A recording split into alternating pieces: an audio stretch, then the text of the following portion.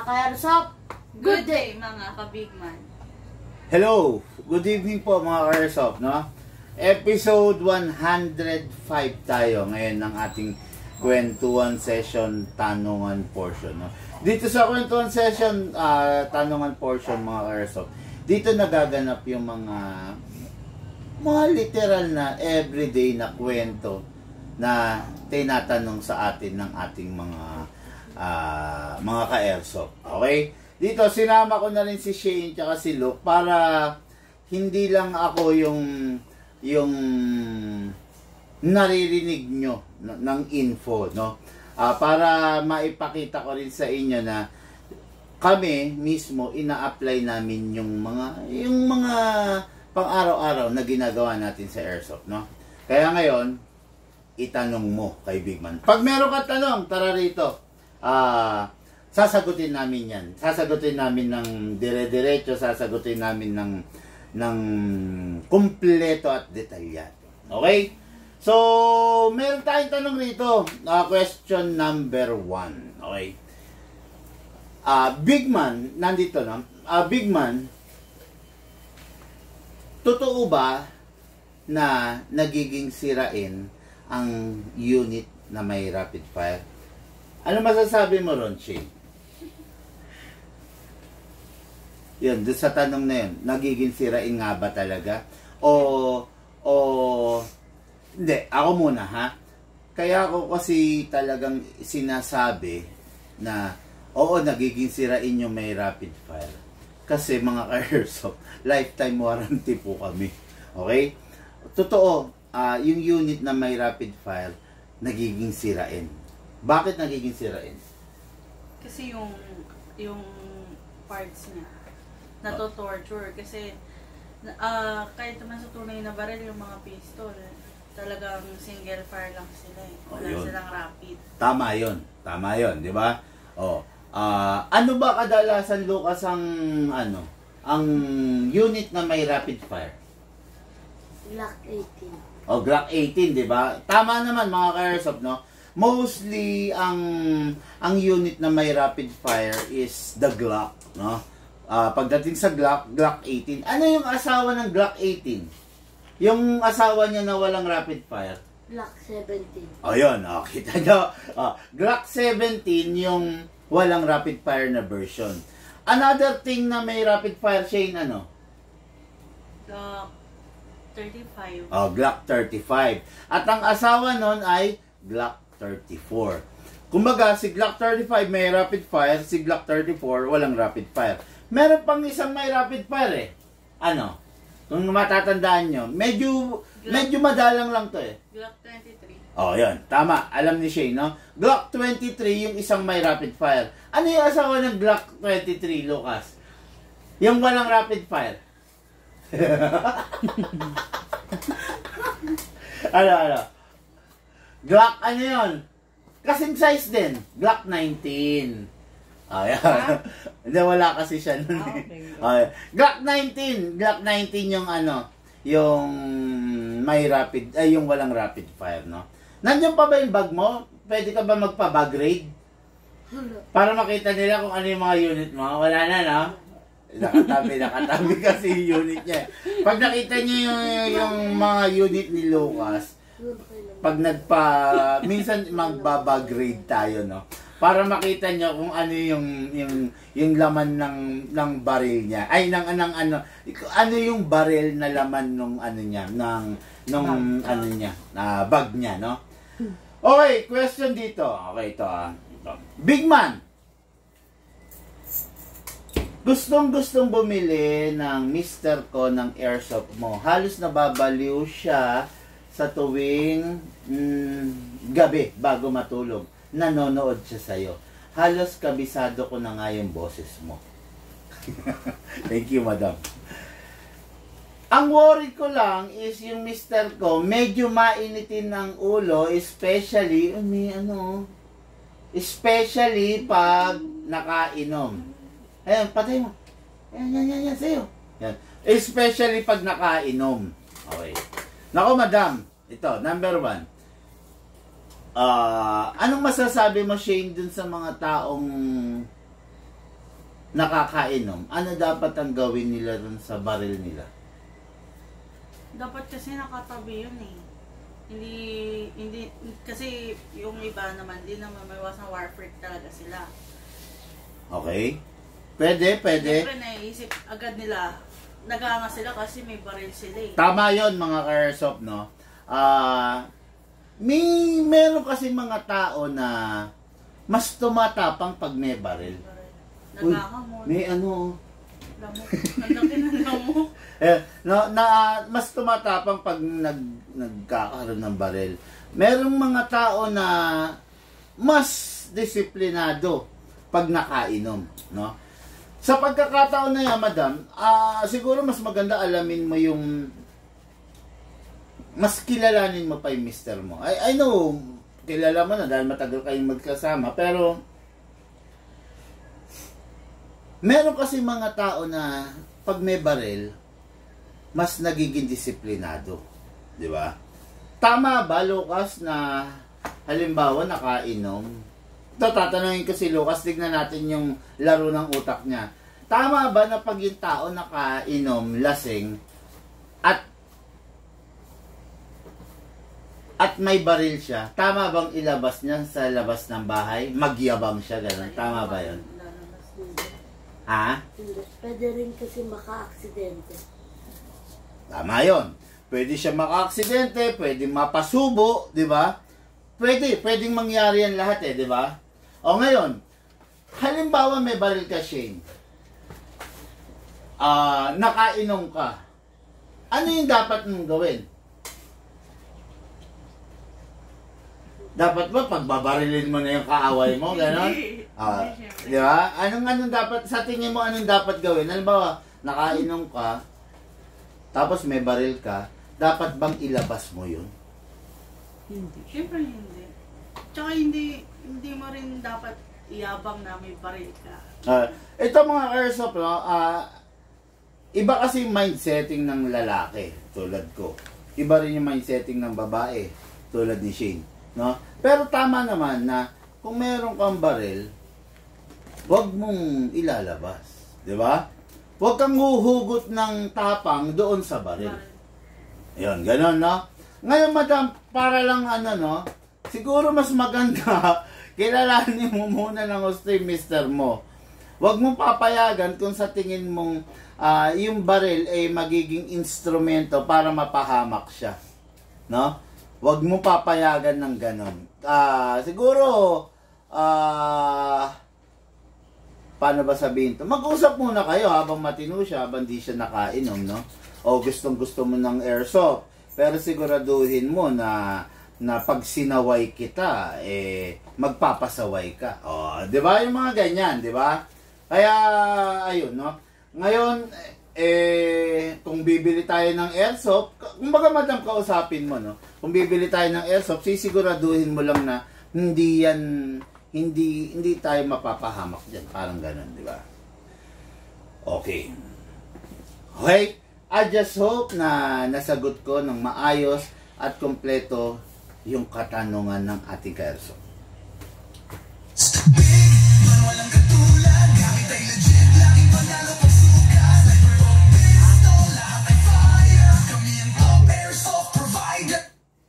Okay, question. Sige, meron ba tayo dyan? Sabi, Big Man, gusto ko sana maging collector. Pwede na ba yung mga Glock? Nakita ko kasi may iba't ibang klase ng Glock. Okay, Glock, maraming Glock. Pero, okay, ganito. Yung collection kasi, mas maganda kasi mag-collect yung something na may value. Ikaw ba, ano yung collection mo? Ano ba yung mga barrel sa bag mo? Ano yung mga unit mo? More on Glock ka no? More on Glock si Lucas kasi mga ka-airsoft, nasa stage pa siya ng pagiging bata. Diba? Siyempre, unang-una yung grip, sakto lang. Diba? Hindi pa ganun kalaki. So, kung mga halimbawa lang, Desert Eagle, hindi niya ma-appreciate kasi hindi niya ganong kayang sakmalin, di ba? Ano ba sa tingin mo, Shane, yung masarap i-collect? Kung ikaw, personally, magko-collect ka, ano yung i-collect mo na unit? Iko-collect ko kasi siyempre, pag nakita ng ibang tao, maganda yung alam nilang kahit paano, medyo pricey. Kumbaga may value. Hindi, magbigay ka ng specific na unit na masarap i-collect para sa'yo. Masarap i-collect. Model ng unit. Yung mga GNG, ganon. Ganda-ganda ko yung sa GNG na Mrs. Okay. Ang sinasabi niya, Miss Rose. yung Miss Rose Gold, yung kapantay na 1911 D-Day. Okay din naman yun. Ikaw, Lucas, kung sakasakali, ano yung ano? Kasi tapos ka na sa level ng Glock eh. Ano yung model na gusto mong i-collect? Mga John Wick. Yun! Natumbok niya. No? Yung gustong collect ni Shane, talagang mga mabibigat ang presyo nun. No? Ano yun? Miss Rose... Kasi para sa akin, di ba, pag magko-collect ka, yung hindi na ipipitsugin. Ayun, narinig niyo, di ba? Pag magko-collect ka kasi, yung something na may value. Yung something na pag lumipas yung taon, yung hindi bumababa yung value. Tama naman yun. Okay din naman yung kay Lucas. Kay Lucas kasi ang gusto niya raw, John Wick. Kasi hindi mo masisisi, lalaki. Siyempre, lalaki, gusto maangas, mayabang, ma-forma yung unit, di ba? One of a kind. So, okay naman talaga ang John Wick. Yun nga lang, Lucas, bago mo ma-collect lahat ng John Wick, medyo mangunguluntoy ka sa dami ng version ng John Wick. Talagang hindi birong pera ang ilalabas mo kung John Wick ang i-collect mo. Dahil marami ng different version ng John Wick na lumipas, iba na ang presyo nun. No? Lagi ko naman sinasabi, John Wick is not your... Lakas mo, Shane! Daily pistol. Ayan. John Wick is not your daily pistol sa panahon ngayon. Kasi ang John Wick is a... collector's edition na item na sa ngayon, no? Kung way back 5 years, 6 years, 7 years ago, daming John Wick, di ba? Parang nangangati ka, likot-likot mo. Ganyan yan. Hindi, irritable, hindi mapakali. Relax lang, no? Ayun, John Wick kasi, mga ka-airsoft, marami na talagang different version, no? So, just to answer yung question natin ka-airsoft, collector siya, pwede na raw ba yung Glock? Nasa sa'yo naman yun, bossing, no? Kaya lang ang maganda sanang i-collect, yung something na nag-appreciate yung value and not yung nagde-depreciate, no? Kung magko-collect ka kasi ng Glock, halos lahat ng tao may Glock eh. Common na. Common, di ba? Halos lahat ng tao may Glock. Pero kung gusto mong Glock, wala namang makakapigil sa'yo. Pero masarap lang kasi kung i-collect mo yung something na pagdating ng panahon, may value. Di ba? I just hope na sagot ko ng maayos at malinaw yung katanungan.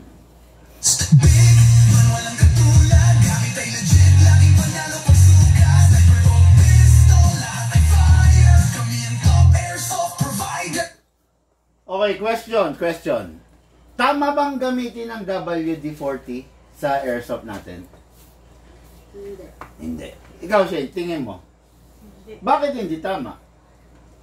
Kasi ang alam ko yung WD-40, pang tanggal siya ng mga kalawang. Kunwari, masikip yung sa pintuan. Exactly. Tama yun, sinabi niya. Ako magtutuloy. Yung WD-40, ginawa kasi siya para to loosen tight spot. Diba? Halimbawa, yung kandado, ayaw mabuksan. Isprayan mo ng WD-40, diba? Luluwang siya. Ngayon, pag ginamit mo sa baril yun, luluwang. Yun yung tanong ngayon. Ano ang difference ng silicone oil versus the WD-40? Ito, ewan ko lang kung alam nyo na to ha. Ganito. Ang silicone oil is a liquid lubricant consisting of silicone. Pag in-spray mo siya sa isang surface, tapos natuyo or na-wipe out, nag-iiwan siya ng very thin film dun sa surface. Imagine, ito yung nagkikis-kisa na surface, inispray mo silicone oil, mag-iiwan ng thin film dito, mag-iiwan din ng thin film dito. Pag natuyo yun, kahit magkiskisan yan, walang wear and tear na magaganap. Ayun, ito, sinusubukan din niya eh. No? Walang wear and tear na magaganap. Ngayon, kabaliktaran yun sa WD-40. Ang WD-40 kasi, walang silicone oil added. Ang kasama niya is acetone. Kaya papapansin niyo yung WD-40, penetrating oil.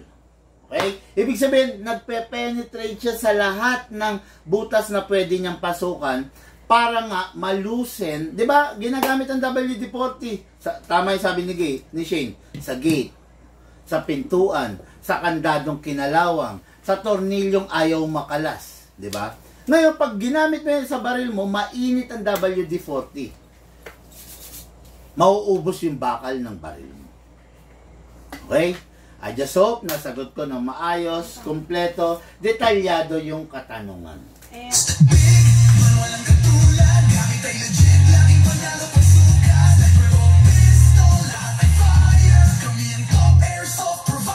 Okay, next question.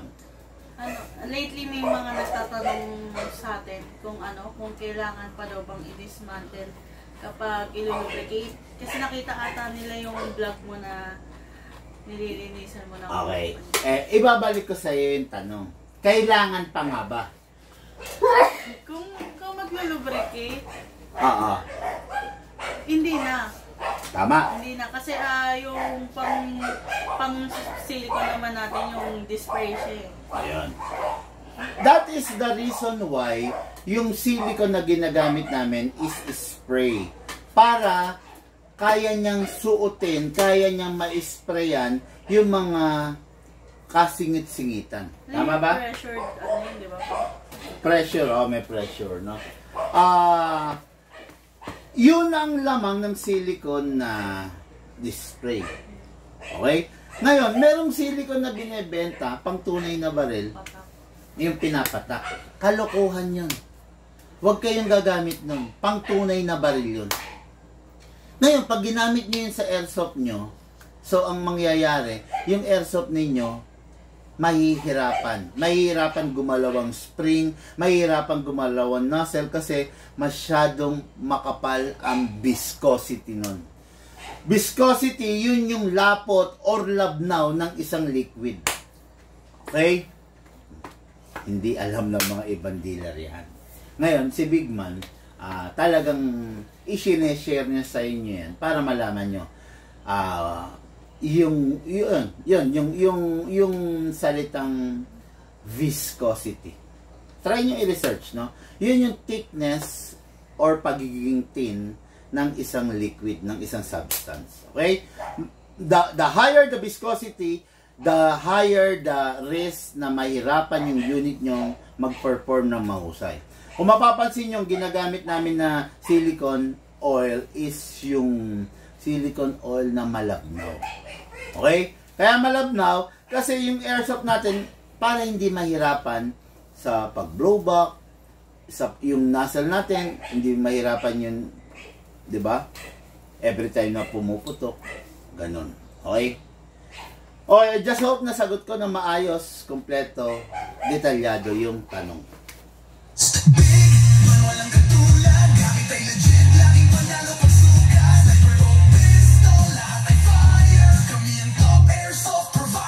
Pa-shoutout Sir Big Man, sabi ni Mark Anthony Reyes. Hello Sir Mark Anthony Reyes.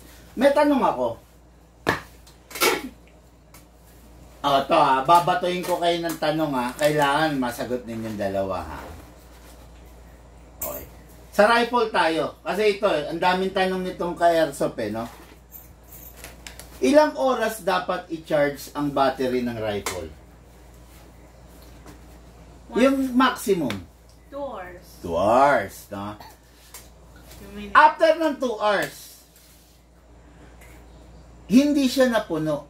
Anong dapat gawin? I-stop mo na yung pag-charge, bunutin. Ayan, stop, bunutin, pagpahingayin. Diba? Okay. Ngayon, i-resume mo na lang. Okay? Lucas, bawal bang, okay lang ba na mag-init yung battery ng rifle? Hindi.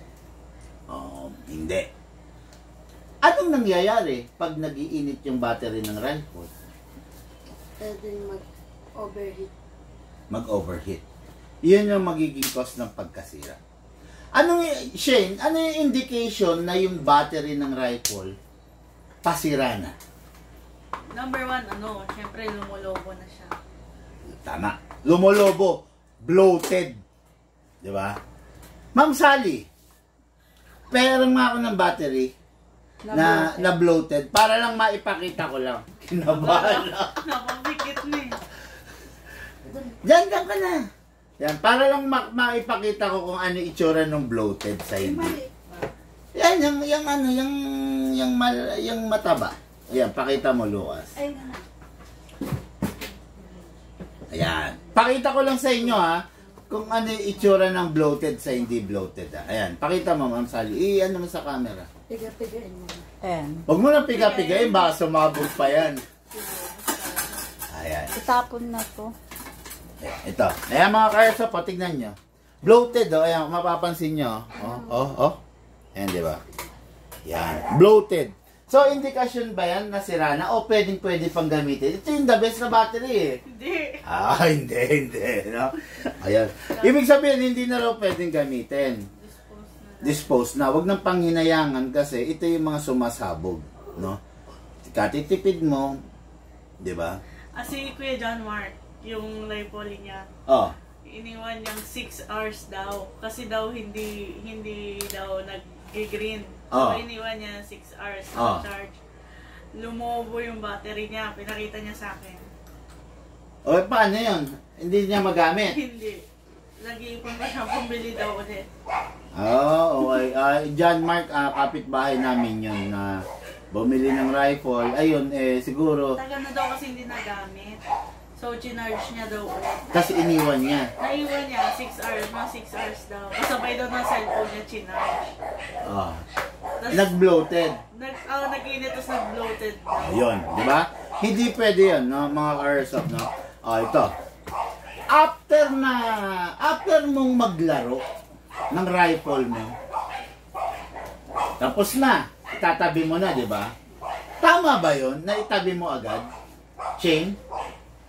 Hindi. Kasi may... Tama na muna ron. May follow up eh. Hindi raw tamang itabi agad. Bakit hindi tama, Lucas?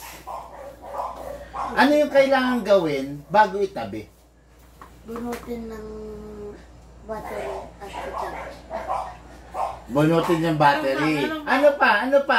Anong ginagawa bago itabi yung... Ayun, bago itabi. Iras yung unit. Yung spring. I-rest. Tama yun naman yung sinabi ni Lucas, no? Kailangan mong i-rest yung spring. Di ba? Kasi habang nagla-live ako kasi, kung ano-ano ginagawa mo. Di ba? Ayan. Kung ano-ano ginagawa mo, kaya, ayan, ganyan, no? Ayan. Tama na i-rest yung yung spring, no? I-rest mo para wag masisira, di ba? Tapos, ano pa ba yung normally na natin? Na after mong ma-rest, yung battery, halimbawa yung battery full charge. Tapos ginamit mo, naka 3 magazine ka. Dapat ba itabi mo na o dapat i-charge mo na ulit, Lucas? Charge mo na ulit. Charge mo na ulit, 'di ba? Para every time na gagamitin mo, full capacity siya, meron kang may nakaalat, may allowance ka na 10 magazine talaga. 'Di ba? Okay, ayun na. Meron akong gustong tanungin. Sige, ikaw muna magtanong. Ano yung mga tanong pa dyan? Ibato mo sa akin. May nagtatanong, Big Man, required daw bang i-ref yung green gas? Kasi madalas daw silang nag-out of town. So, madalang siya magdaro. Okay. Okay, mga karsa pa, ito, sinagot ko na dati yan, pero sagutin natin ulit. Green gas is a chemical. Okay? Yung mga bagay na nilalagay natin sa ref natin is food. Pinapasok natin sa katawan natin. Okay? Ngayon, yung green gas ilalagay mo sa ref. How sure are you na walang sisingaw dyan kahit kaunti? Ngayon, sa pagkakataon na may sumingaw, paano kung humalo sa pagkain natin yan? Papayag ka yung kakainin mo, isusubo mo, infected ng green gas. Diba? Kaya ako, ang sagot ko dyan, hindi advisable i-ref. Hindi advisable i-ref. Itago mo lang sa isang safe place na hindi kayang abutin ng bata, ng anak mo.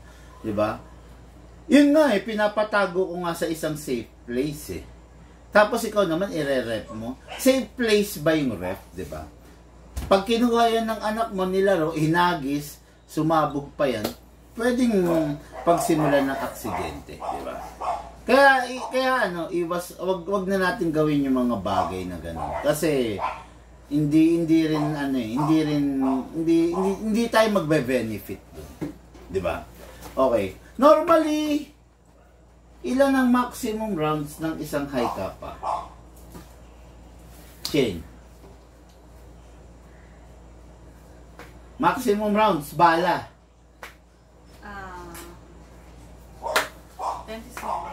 27. Tama. Ilan yung recommended lang na dami ng bala na dapat? Kailangan ba punuin natin yung 27? Mga nasa 20, 23. 20 to 23, tama yun. Okay, no? 27 maximum rounds ng isang mga high kappa, pero 20 to 23 lang yung recommended. Okay? Lucas, bakit? Bakit kailangan hindi masyadong punuin? Hindi palaging punuin yung magazine ng mga unit. May stress yung spring. Tama. Yung spring kasi ang pinoprotektahan natin. May stress yung spring. Himbis na naglalaro ka, yung spring mo nangihina na, di ba? Kaya wag natin pupunuin ng bala yung magazine natin, okay? Ngayon, Shane,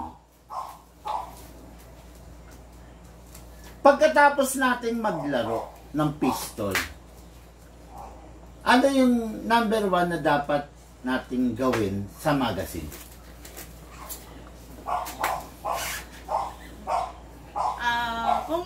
Kung matagal mo siyang hindi gagamitin, kunwari, tatagal ng weeks, mas matagal pa, maganda, wala siyang lamang gas, wala siyang lamang hangin. Pero kung kunwari kinabukasan maglalaro ka rin naman, kahit wag mo nang alisin yung hangin kasi lalo na kung naparami yung lagay mo, sayang lang kasi yung gas. Pero kung tatagal ng linggo, mas maganda wala siyang lamang gas kasi na extend.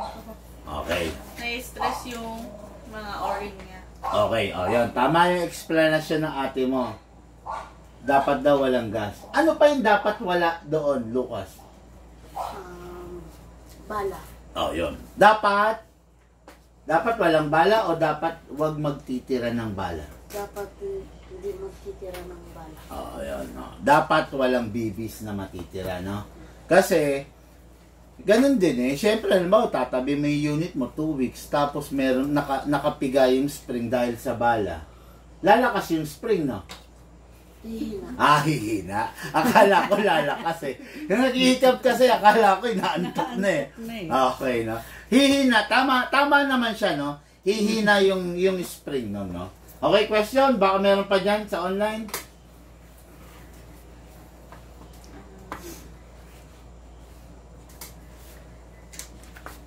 Ano daw ang mas magandang rifle? Hard polymer daw ba or full metal? Okay, pagdating sa rifle, magiging bias ako kasi alam niyo naman ang sagot ko I am not a fan of a full metal. Diba? Kasi ako sa totoo lang, hindi ko kayang garantyahan na hindi ko magagasgasan yung full metal. Kaya doon ako pumupunta sa hard polymer. Minsan kasi may pagkakataon na yung unit, isasandal ko, ipapatong ko, itatayo ko kung saan. Tapos aksidente, natatabig, 'di ba? O kaya bit ko, hawak-hawak ko, tapos mapapatid ka, aksidente, 'di ba? 'Yon. Kaya ako personally, ang gusto ko kasi sa gamit ko hangga't maaari, lagi mukhang bago, maayos, malinis. Hindi kaya ng full metal kasi 'yon. Kasi ang full metal once na yun nga natabig, syempre magagasgas, 'di ba? Kaya ayun. Kaya hindi ko gaanong bet yung full metal, no? Pero nasa sa inyo naman 'yun, 'di ba? Meron naman mga tao na kayang mag-ingat, 'yo. Pero yun nga, between the hard polymer and the full metal, ano yung mas magaang, Lucas? Sa hard polymer or full metal? Hard polymer. Ang mabigat. Ang magaan. Magaang. Mas magaang yung hard polymer. Kasi yung full metal talagang normally mabigat, 'di ba? Kaya ako mas bet ko hard polymer. Pero ganun pa man, hindi ko sinasabi mga ka-airsoft na pangit ang full metal. It's just that mas bet ko for me. Pero kayo, kung bet niyo yung full metal, walang kaso 'yon, no? Kaya lang, yun nga lang, kailangan medyo maingat talaga kayo, no? Okay, Shane, ilan normally ang laman ng magazine, yung standard magazine ng mga rifle? 300 rounds. 300 rounds. Tama naman yon, no? 300 rounds. Ngayon, sa 300 rounds, mag-enjoy ka sa rat-rat, di ba? Ayun.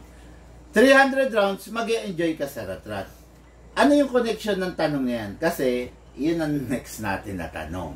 Ilang rounds daw ba ang AEG at ilang rounds daw ba ang GBBR? Okay. Ilang rounds ang isang GBBR? 30 rounds. 30 rounds maximum ang isang GBBR. Yung AEG, ilang rounds? Yung standard magazine? 300 rounds. Okay, 300 rounds. Yung magazine. Ilang magazine ng GBBR ang kailangan mo para mapantayan mo yung isang rounds ng magazine ng AEG? Mat pala po. Yeah. Di 10. ba? Oh, 300 rounds. Di 10. Meron ka dapat 10 magazine ng GBBR para matapatan mo yung isang magazine ng AEG. Okay? Ngayon,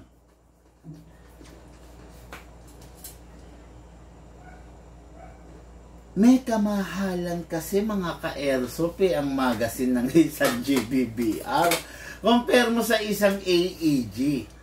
Di ba? Alam nyo ba? Alam nyo ba? Okay, kung magkakaroon ka ng magazine na 10 ng GBBR, alam mo bang kulang ang 30,000 mo? 10 Kasi ang magazine ng GBBR, running at around 3,500 to 4,000. So, ibig sabihin, para magkaroon kang magazine ng GBBR, kailangan meron kang 30,000 pataas. Kasi kaya ako approximately, kaya hindi ako nagsasabi ng fixed na price, kasi baka kung bibili ka ng 10, baka i-discount ka ng dealer mo. Diba? Kaya hindi ko sinasabi yung fixed. Pero around that, no? Yan.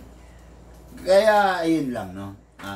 Kung ikaw ang papipiliin, Lucas, ano yung gusto mo? GBBR or AEG? Ikaw, sa pansarili mo, AEG. AEG. Bakit gusto mo yung AEG? Kasi sa AEG, charge ka lang ng charge.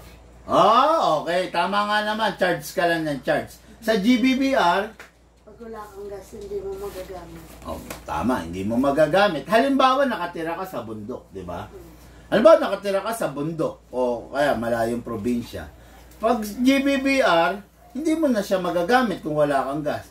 Pero kung naka-AEG ka, maraming paraan para ma-charge, di ba? Ano, number 1? USB. Ay, Power bank. power bank. Power bank, tama. Power bank. Tapos, yung normal, 220 volts. Di ba? 220 volts. Solar. Di ba? Okay, sa sasakyan. Di ba? Ano yung extension? Power station. Power station. O, yun, pwede. Maraming paraan, mga ka-airsoft. Hindi katulad ng GBBR, kailangan lagi kang may reserba. Kasi talagang hindi mo siya magagamit, di ba? Ayan. Ano ba ang mas malakas? GBBR or AEG? Halimbawa, may GBBR ako. Meron ako rin akong AEG. Okay? I-upgrade ko parehas. Saan yung mas magiging malakas? AEG o GBBR?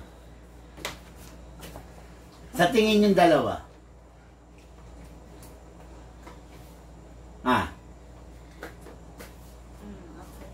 Ikaw, humula ka. Ikaw muna. Ikaw, hula ka.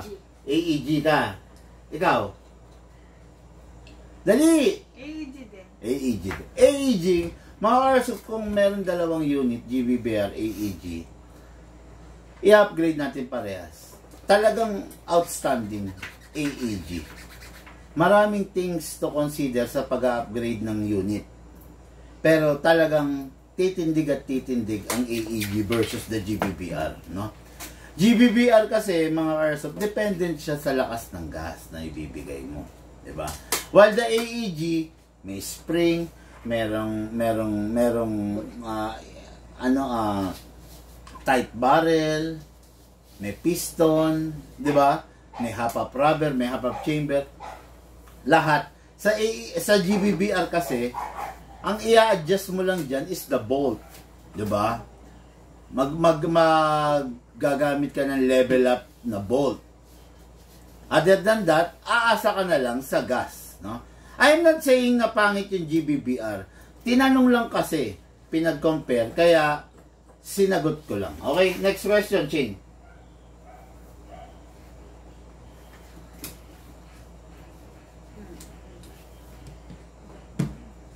Wala naman yan pa.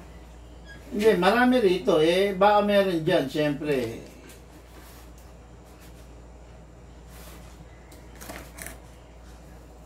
Dali, uy! Big man, pwede bang balahan ng bearing? Bearing, bulitas. Pwede naman. Kung yun yung bet mo eh. Pero ako, hindi ko sinasuggest na gamitan nyo nun, no? Unang-una, we are promoting ang airsoft na maging sports, na maging friendly game, na healthy hobby, di ba? Ngayon, kung gagamitin mo ng bearing, gagamitan mo ng bulitas, magiging too much, di ba? Pwedeng masira yung unit, pwede kang maka-aksidente. Pag naka-aksidente ka, fatal, di ba? Ay, hindi naman ginawa yung airsoft para manakit ka eh. Ginawa yung airsoft para magkaroon ka ng maraming tropa, kaibigan, di ba? Ngayon, kung gagamitan mo ng bearing, irresponsible moves yun, no? For me, hindi ko ina-encourage na gumamit ng bulitas ng bearing yung mga ka-airsoft. Meron naman tayong pantapat dun eh. Meron tayong katumbas ng equivalent value, equivalent weight pagdating sa BBs. Okay? Kaya hindi ko maisasuggest yung ganun na ano. Okay? Okay, Lucas. Normally, ano yung standard gas na ginagamit natin sa mga pistol? 12 kg. 12 kg. Chain, ano yung standard gas na ginagamit sa mga rifle? 14 kg. 14 kg. Ano naman, Lucas, yung gas na ginagamit normally sa mga airgun? CO2. CO2. Okay. Ngayon, pwede bang gamitan ng 14 kg ang isang pistol, Shane? Hindi. Hindi. yung standard. Pero Diba? Pero yung mga upgraded, yung mga high-end, pwede ba o hindi? pwede. Pwede. No? Magbigay ka nga ng sample ng mga unit na pwedeng gamitan ng CO2. So far, yung mga alam mo na unit. Na pistol, CZ. CZ. Number 1 yan, ZZ. Lahat ng version ng ZZ pwede. Okay? Yung Godfather, pwede yun pa, diba? Hindi. Ay, 14 lang pala yan. 14 lang yan. Parang yan. Ano pa? Ano yun lang? Madami, Hindi. Si Lux. Ikaw, ano, look? Yung pwede gamitan sa auto. KP16. Galing. Godfather yun. Okay, sige. Tapos, ano pa ba? DS2. Ha? DS2. CC din yun eh. Ay, Ako, may alam. Ano? Yung Glock 70 na yung Marex collab ng SRC. Ayun, tama. Pwede yun. Dami pa. MK1. 1911. MK2. MK3. Di ba? By the SRC, pwedeng gamitan yon. Babayaga. Babayaga. Pwede yun. Diba naiisip ni Lucas eh. Babayaga, pwede yan, pwede. Pwedeng gamitan yan, no? So, mostly, ang pistol, ginagamitan lang ng 12 kg. Tama?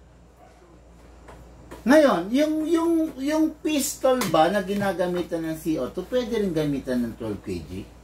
Siyempre. Pwede. Pero yung pistol ba na ginagamitan lang ng 12 kg, pwede bang gamitan ng 14 kg?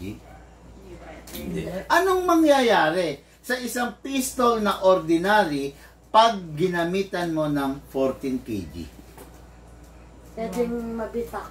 Mabitak, ano pa? Ano mangyayari na sa unit? Ang lalim na iniisip mo. Sumabog. Masira. Di ba? Pwedeng masira yon. Ngayon, kaya hindi natin ini-encourage, no, na gumamit ng ganon, di ba? Tama ba ako? Okay, next question. I just hope na nasagot ko ng maayos tsaka kompleto yung mga nakaraang tanong. Hindi natin na i-play sound. Sige, go!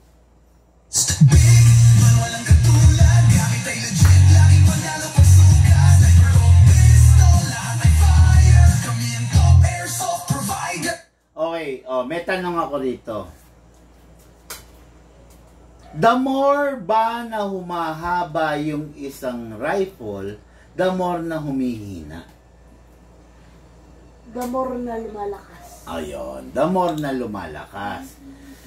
The more na umiikse, the more na Mas aggressive. aggressive. Ang mahirap kontrolin. Yung bala nagwawala, di ba? The more na mahaba, the more na pino kasi nakakabuelo yung bala. Ayun, okay na? Ayan. Yan, tanong ng ating ka-airsoft. I just hope na sagot ko na maayos at diretso yung katanungan.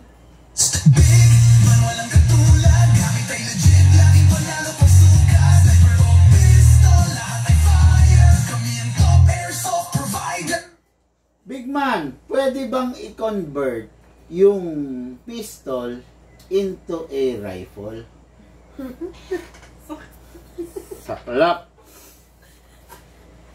Hindi ako ang kailangan mo. Ang kailangan mo, kaibigan, magician. Ang pistol. Hindi siya pwedeng i-convert into a rifle, di ba? Pag yung pistol, kinonvert natin into a rifle, imposible yun. Hindi mangyayari yan. Hindi magaganap yun. Ganon din, ang rifle hindi natin pwede i-convert into pistol. Paano lalagariin? Iga-grinder? Hindi pwede yun, no? Ano yun? Imposibleng mangyari yun. Ang pistol is pistol. Ang rifle ay rifle. Okay? Okay. I just hope na sagot ko po na maayos, kumpleto, detalyado yung tanong ng Ate Karen.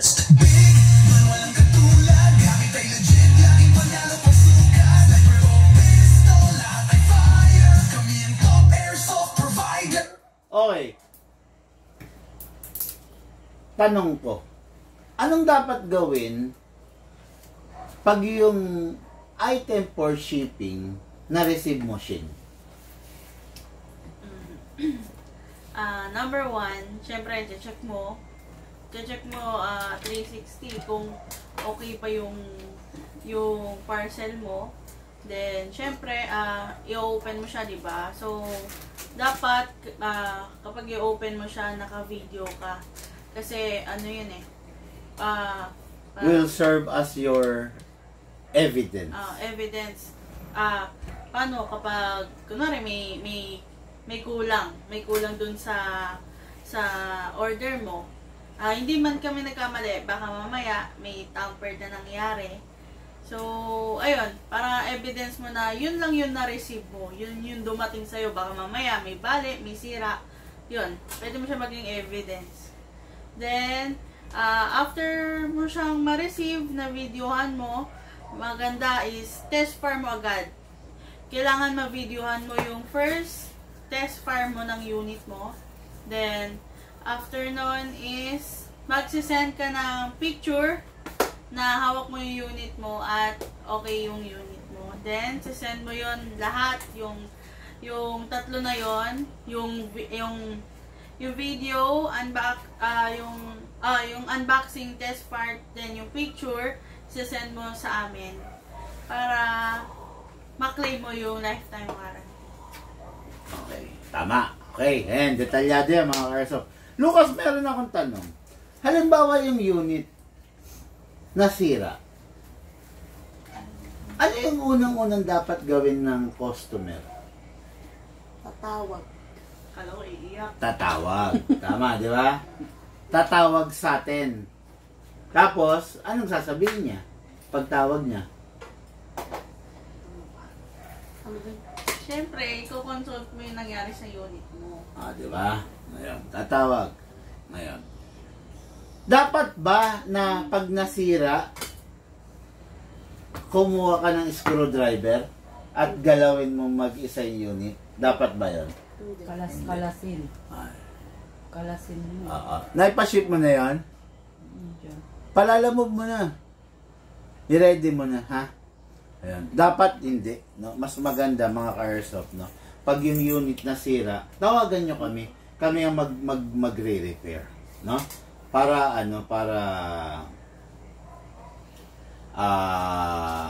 maggawa natin ng maayos yung unit. Okay? Huwag nyong babaklasin kasi pag binaklas nyo, himbis na simple lang yung gagawin natin, lumalala eh. Lalala. Okay? Okay, may tanong dito. Okay, ito Boss Big Man, ano po ang pros and cons ng EMG STI John Wick 3 Flying to Bison? Okay, number one pros niya, guwapo, matikas. 10 minutes. Collector's edition. Diba? Guwapo, matikas, collector's edition. Ang cons niya, not your daily pistol. Diba? Unang-una, pag nasira yan, irap ng pyesa niyan. Halimbawa yung John Wick Combat Master mo, nasira yung slide, nag-crack. Wala kang mabibiling slide niyan. Diba? Kung naghahanap ka ng daily pistol, don't go for John Wick. Diba? Pero kung naghahanap ka ng something na pwedeng i-display, kolektahin, the best ang John Wick. Diba? Naghahanap ka ng unit na every Saturday or Sunday, magpa-fire ka, the best ang John Wick. Tama bang ipahiram kay Bianan? Yung John Wick? Hindi. Tama bang ipahiram kay kapitbahay? Hindi. Tama bang hiramin ni Bayaw? Hindi. Ni Pinsan? Hindi. Kumbaga yung John Wick, pang-personal mo. Hindi siya pang buong barangay. Anong masisira pag buong barangay gumagamit ng unit? Mismo yun. Ha? Kaya nga, ano nga mangyayari rin sa unit? Pag ang gumagamit ng unit, buong barangay, yung kapitbahay mo, ginagamit yung unit, si Kapitan, ginagamit yung unit, yung biyenan mo, ano mangyayari, Shane? Masisira. Mas madaling masira. Walang iniwan yan, mga ka-airsoft. Meron kang motor. NMAX. Hinihiram ng kung sino-sino. Diba? Mas madali yung buhay. Pero kung yung NMAX mo, ikaw lang ang gagamit, pansarili lang, tatagal yun. Okay? Ayun. Ang dami natin nasagot na tanong. Ang bilis ng pacing, ha. Nakakatuwa. I just hope nasagot ko na maayos, kompleto at detalyado yung tanong.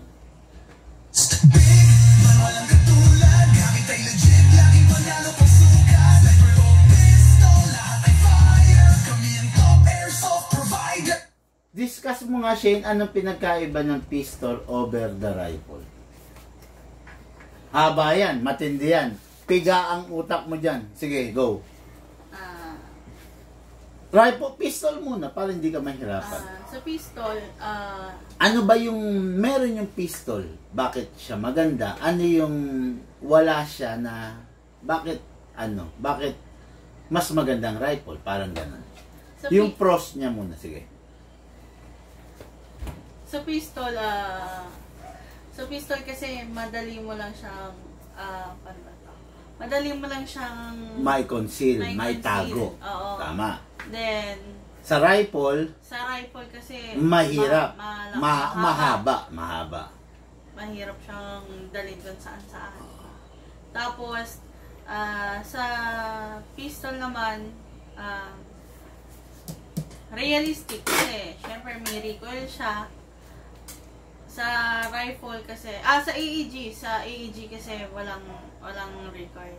Pero meron din, recoil. Merong mga high-end unit na meron naman. Tapos sa rifle kasi yun kung gusto mong aggressive ka, yun may rapid yun. Pwedeng yun, mag-full auto ka ng mag-full auto. Sa pistol kasi 25 to 27 rounds nga lang. So hindi ka pwedeng yung yung putok ka ng putok. Tama. Tapos sa pistol mahina siya kapag kunwari nasa room tayo, aircon or malamig yung paligid natin, mahina siya. Pero sa rifle kasi yung mga AEG kahit mainit, malamig, same lang yung diba, yung lakas. Tama. Ano ba? Ayun. Then sa rifle, less maintenance. Kasi sa pistol, yun nga, kailangan nilulubricate natin siya para maiwasan yung wear and tear yung pag-recoil niya. Ayun. Lucas, meron lang ako tanong dito eh. Ano raw ang pinagkaiba ng 0.20 grams sa 0.25 grams na ibinibigay nating freebies? Ang 0.20 long range. Long range. Tama yun. Ang 0.25 Ang 0.25 short range. than the 0.20. Tama yun, no? Ano yung mas masakit yung damage? 0.25. 0.25. The more ba na bumibigat yung bala, the more na masakit ang damage? The more na gumagaang, the more na malayo yung nararating, na? Ngayon, kung ang pistol mo Glock, okay bang gumamit ng 0.20?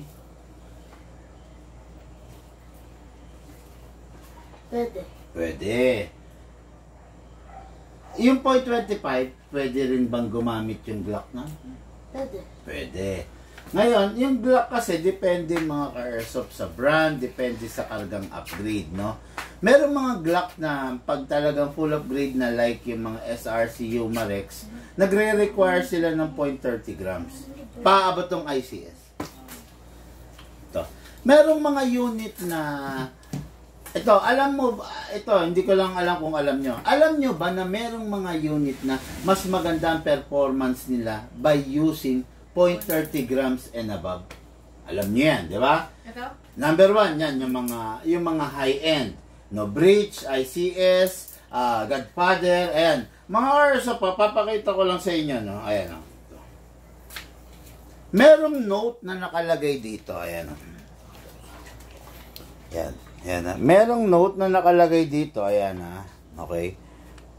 Doon sa unit, nakalagay, please use 0.3 grams BBs or above for best performance. 0.3. Okay. Ibig sabihin, 0.30 agad ang gagamitin mong BBs dyan. Bakit? Kaya anong gas? Para ma-achieve mo yung best performance. Ah, okay. No matter what the gas, 12 kg, 14 kg, pwede rin kasing So, Malakas ito. so lakas yan. ICS yan eh. Ang ICS, for me the game changer. so skip na agad siya sa mga 20. Hindi, pwede mo siyang gamitan 0.20 kaya hindi ka mag-enjoy. Pero pag ginamitan mo siyang 0.30, shit, talagang Diretso. pakapak! Talagang lumalago to. Grabe, grabe. Pag 0.20 parang ampaw. May pagka-ampaw, no? Ako, nasubukan ko yan eh. Nasubukan ko yan. Alan Villaris, Idol Lucas, kayain, Idol Shane, Sheridan daw. Hello, shout out sa'yo, Alan Villaris, no? Yan, okay, no?